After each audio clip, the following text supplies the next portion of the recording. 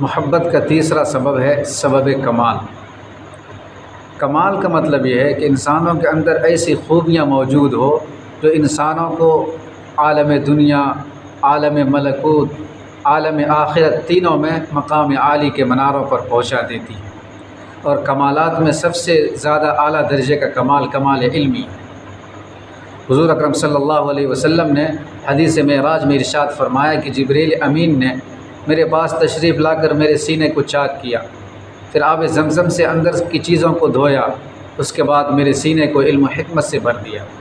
یہ جو کمال علمی ہے جس کا ذکر حضور صلی اللہ علیہ وسلم نے فرمایا ہے، یہ کسی کو عطا نہیں ہوا۔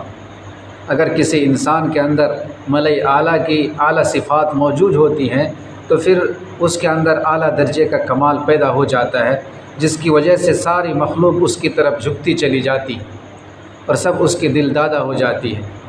حضور اکرم صلی اللہ علیہ وسلم کو اللہ تبارک و تعالیٰ نے یہ صفت بھی کامل طور پر عطا فرمائی ہے، جس کی بنا پر مومنین کو آپ صلی اللہ علیہ وسلم سے محبت ہونی چاہیے۔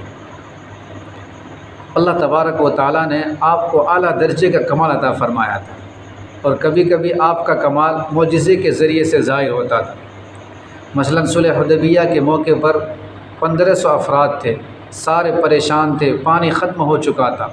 ایک مگے میں پانی لایا گیا، آپ صلی اللہ علیہ وسلم نے دست مبارک کو اس میں رکھا تو آپ کی انگلیوں سے چشمے کی طرح پانی ابلنے لگا۔